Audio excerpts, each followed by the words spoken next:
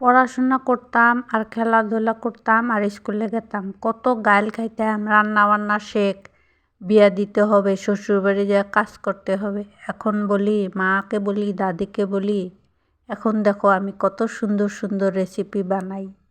পড়াশোনা করছি, খেলা করছি, এনজয় করছি সেই কালে, কিন্তু বিয়া হওয়ার পরে ওগুলা তো আর পাই না। দেখো না আমি কত সুন্দর সুন্দর করে এখন রেসিপি বানাই, সবাই ভালোই বলে, প্রশংসা করে, হাত চেটেপুটে খায়, পেট ভরে ভাতও খায়।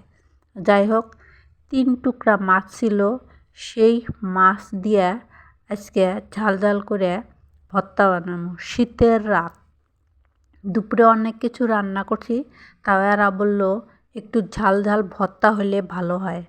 তাই ঝটপট রান্নাঘরে চলে আসলাম আর মাছের ভর্তা করার জন্যে প্রিপারেশন নিলাম।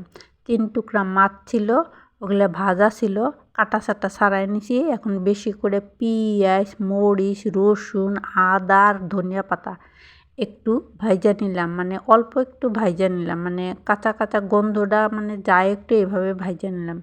এখন ওই মাছগুলো যে কাটা ছাড়াই নিছি ওগুলা এখানে দিয়া একটু লবণ দিয়া সর্ষের তেল দিয়া ভালো করে হাতে মেখে টেকে নিব।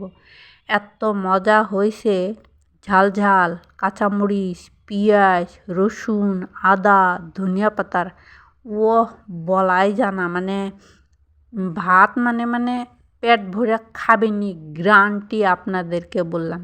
তাই বলি যে যখন খেলাধুলা করছি, স্কুলে গেছি, মা গালি দিছে, দাদি গালি দিছে, সবাই গালি দিছে, খালি খেলাধুলা করস, রান্না বান্না শেখোস না, বিয়া হইলে শ্বশুরবাড়িতে যায় রান্না করতে হবে।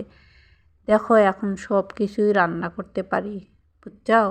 আমার ভিডিওটা যদি ভালো লাগে একটু শেয়ার করে দিবেন, আমি নতুন, আমাকে একটু ভালোবাসা দিবেন প্লিজ, সবার কাছে একটু অনুরোধ। সে কষ্ট করতেছি বন্ধুরা, একটু আমাকে ভালোবাসা দিয়েন। সবাই ভালো থাকবেন, সুস্থ থাকবেন, আল্লাহ হাফেজ।